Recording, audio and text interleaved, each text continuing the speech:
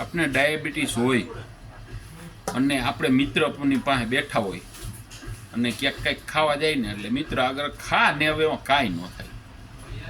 પછી ક્યાંક જમણવારીમાં ગયા લે ને ભાઈ એક ઢેફલી, આમાં શું થવાનું છે હવે એક ટીકડી ખાઈ લેજે.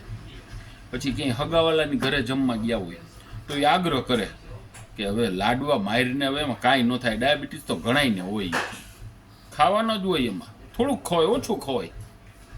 તાણ કરે ક્યાંક ચા પીવા જઈએ તો ધરાર ચા પાય. આવા વ્યક્તિ છે કે જે આપણા સગા છે છતાં આપણે એને ખબર છે કે આપણે ડાયાબિટીસ છે, આપણા મિત્ર છે એને ખબર છે આપણે ડાયાબિટીસ છે, અને ધરાર આગ્રહ કરે ને તો એને આપણે લાગણી બતાવી ન કહેવાય, આપણું હિત જોયું ન કહેવાય, એ દુશ્મનથી કમ ન કહેવાય. ભલે આપણા સગા છે મિત્ર છે પણ એ દુશ્મનથી જરાય નબળા ન કહેવાય, ઓછા ન કહેવાય. કારણ કે એને ખબર છે કે ડાયાબિટીસ આપણે નડે છે, છતાંય જો એ આગ્રહ કરતા હોય ને તો એને દુશ્મનની ગણતરીમાં રાખવા, સગાવાલા મિત્રો.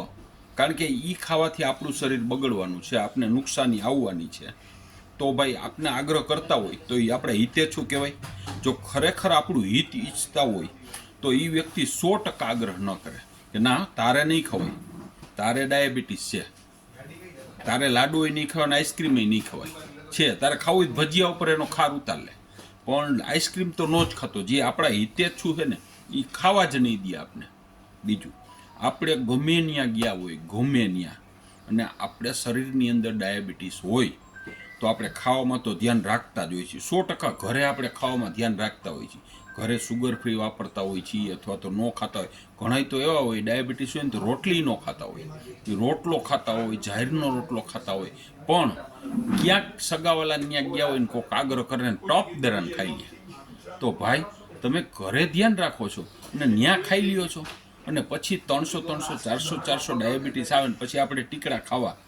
એના કરતાં ગમે એવો આગ્રહ કરે ને એને ચોખવટ કરીને કહી દો તું મારો દુશ્મન હો, મને કોઈ દી તારે આ ખાવાનો આગ્રહ ન કરવો, મીઠી વસ્તુ.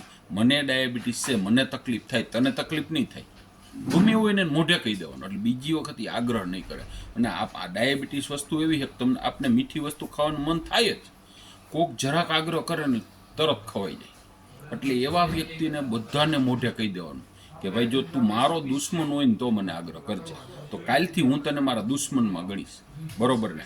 ભીખાલાલનું આવું માનવાનું છે.